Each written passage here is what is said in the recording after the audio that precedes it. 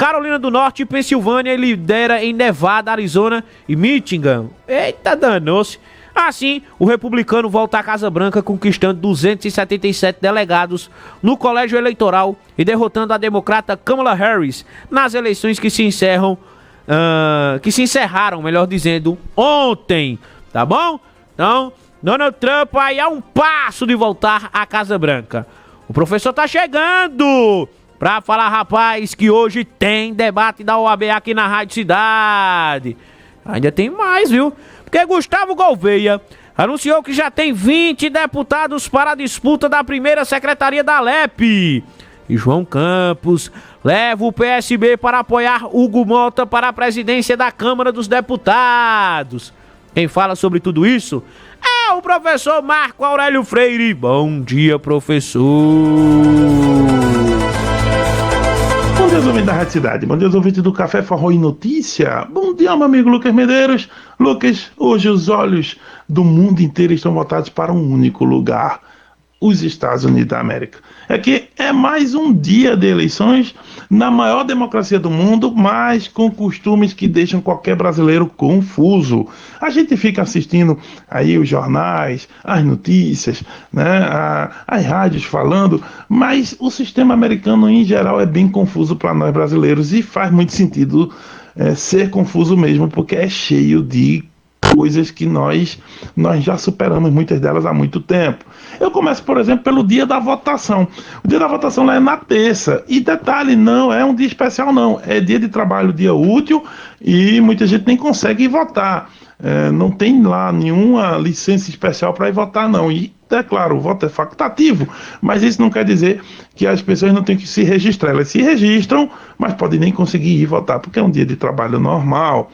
Um outro detalhe é que, por que na terça? Olha, isso vem desde o século XIX, e ocorre o seguinte: naquela época a sociedade americana era muito rural, e as pessoas, e é uma sociedade protestante, então as pessoas tinham o dia do domingo como o dia do Senhor, e claro, elas iam para o culto.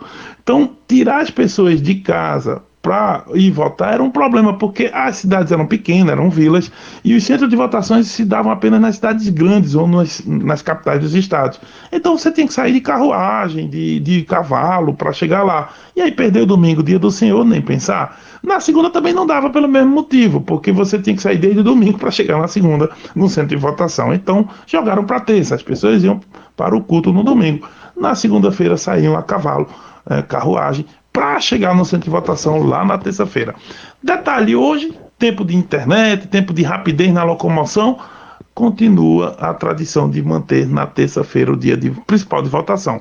Porém, isso não quer dizer que não possa se votar mesmo sem ser na terça. Sabe por quê? Porque eles têm outro costume que a gente também não entende. Eles conseguem antecipar o voto pelos correios. Olha só, você pode pedir nos Estados Unidos uma cédula eleitoral em vários estados, a cédula antecipada, recebe a cédula em casa, vota, coloca no envelope e deposita na caixa de correio. Há recolhedores oficiais para isso aí. E milhões de pessoas já votaram. Então se estima aí que mais de 40 milhões de pessoas já fizeram o voto aí. Em detalhe, aparentemente a maioria desses votos que estão sendo depositados é mais para a Kamala Harris. Falando em Kamala Harris, vamos falar aqui nos partidos. Os Estados Unidos têm mais de 100 partidos. E as pessoas até estranham quando ouvem isso. Tem até partido comunista nos Estados Unidos, tem partido liberal, tem de tudo. Mas os partidos que importam são dois: o democrata e o republicano. E olha só, o que eles conseguem? Eles conseguem mais financiamento, mais recursos, mais dinheiro, tem candidatos melhores.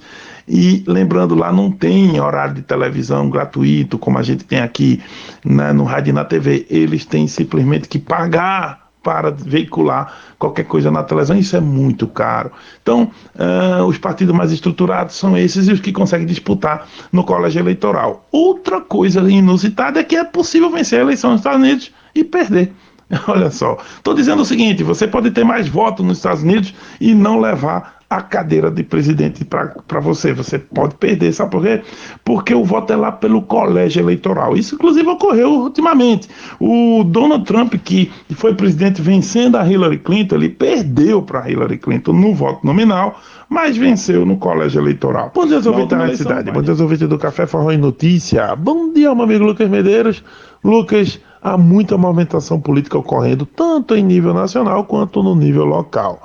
E uma das grandes discussões que está havendo em articulação política nacional é a questão da presidência da Câmara dos Deputados.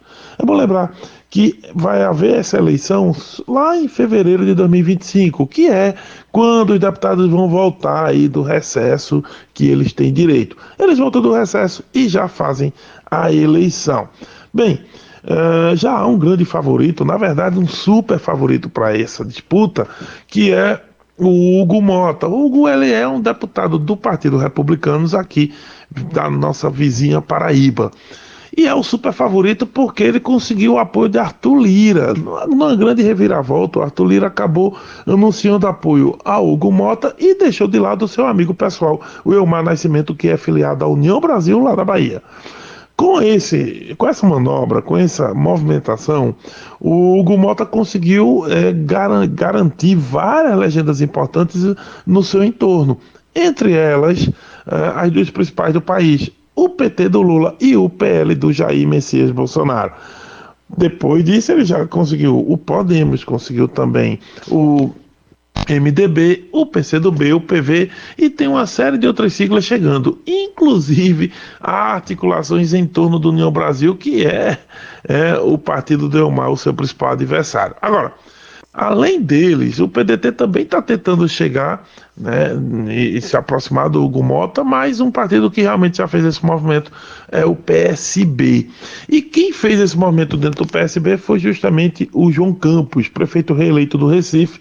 Ele reuniu aí a bancada, são 14 deputados no PSB e eles agora, né, vão apoiar o Hugo Mota. Foi feita uma movimentação, um acordo, uma articulação de João Campos, né, de levar o partido para o Hugo Mota. Por quê? Porque, na verdade, um tempo atrás, o João Campos fez uma articulação para ter União Brasil no Recife, acabou colocando o partido ali na proximidade com o Elmar Nascimento, quando o Elmar era o favorito do Arthur Lira, ou pelo menos cogitava receber o apoio dele. Naquela movimentação, o João Campos conseguiu amarrar o União Brasil em Recife, trazendo, né, que foi até também uma movimentação dos Coelhos, e isolou o Mendonça Filho, que acabou saindo ali do partido. Ele não saiu do partido, mas ele saiu da presidência do partido em Recife, porque ele ia apoiar o Daniel Coelho como ele apoiou. O resultado é que o João Campos conseguiu ficar com o União Brasil no seu time, e isso aumentou o tempo de TV, né, da coligação que ele faz parte. Bem, a questão é que com a queda do Elmar Nascimento, quando ele ficou aí sem o apoio de Arthur Lira, não fazia mais sentido político para João Campos e para o PSB como um todo manter-se no apoio a Elmar, um candidato que provavelmente vai ser derrotado. Nesse sentido, fizeram já a movimentação e a migração para o lado do Hugo Mota, ou seja, política. Bem, saindo dessa movimentação nacional, vamos fazer uma observação sobre uma movimentação local. Aqui em Pernambuco não é diferente, também vai haver a disputa para a Assembleia Legislativa. E o detalhe é que, na verdade, já houve. O Álvaro Porto puxou uma reeleição, mas puxou muito tempo atrás, aliás, muito antes do previsto. Acabou que o STF mandou, né, e anulou aquela eleição e mandou fazer outra. A eleição, então, vai se dar entre 1 de dezembro e fevereiro. O mais provável é que seja feito em dezembro. O Álvaro Porto, ele é favoritíssimo. É praticamente unanimidade e tem a reeleição aí super garantida. Agora, há uma discussão importante aqui na Alep sobre a vaga da primeira secretaria. Ela foi conquistada pelo Gustavo Gouveia, mas há muitas arestas. Tem alguns focos de insatisfação aqui e ali, e há uma movimentação do deputado Caio Maniçoba do PP, de Eduardo da Fonte, para tentar essa vaga, ou seja, fazer um bate-chapa, elevar aí a primeira secretaria. Então, Gustavo Gouveia, percebendo essa situação, ele é do Solidariedade, já se fez uma contraofensiva, né? Se movimentou e já anunciou que tem aí mais de 20 deputados. Lembrando que são 49 da Assembleia. Então, se você tiver 25, você leva aí a eleição. É muito provável que o Gustavo Gouveia comece a costurar e com o apoio do Álvaro Porto, que é muito importante nesse jogo. Se o Álvaro vai vencer a eleição e vai para a presidência, ter o apoio dele ali para a primeira secretaria será fundamental e isso parece já estar bem avançado. Por isso, o Gustavo Gouveia, né, é favoritíssimo e disse, inclusive, que vai conversar com o Eduardo da Fonte do PP porque não quer deixar arestas com ninguém e quer, inclusive, o apoio do partido, que tem uma boa bancada na Alep. Então, o Gustavo vai pavimentando a sua eleição ao lado do Álvaro Porto e no caso seria a reeleição para garantir aí mais 2 anos de mandato nesse cargo lá na Assembleia Legislativa. Bem, e falando em movimentações, tem uma movimentação também lá em Recife, mas que diz respeito a Caruaru. É que o prefeito Rodrigo Pinheiro foi até o Palácio do Campo das Princesas, não tem nem sequer um mês da eleição, né? Mas aí ele foi até o Recife para um encontro com a governadora Raquel Lira, para que eles conversaram aí sobre projetos de futuro, sobre obras, sobre alinhamentos administrativos entre o governo do estado, que é liderado por Raquel, e o governo municipal, que é liderado por Rodrigo Pinheiro. É uma movimentação também, é uma visita também até de cortesia também, mas de alinhamento administrativo, que ambos dizem é muito importante para Caruaru você ter aí, né, um alinhamento entre governador, no caso governadora, e o prefeito. Enfim, é uma movimentação importante. E falando em movimentação, a gente tem também uma outra movimentação aqui muito importante hoje, inclusive aqui na Rádio Cidade, às 6 horas da noite, teremos o debate da OAB, um debate importantíssimo, porque temos 3 chapas aqui na subseccional de Caruaru, aqui na OAB da cidade, e 3 chapas importantes, né, que vão estar aí fazendo uma disputa grande pela presidência, né, da instituição.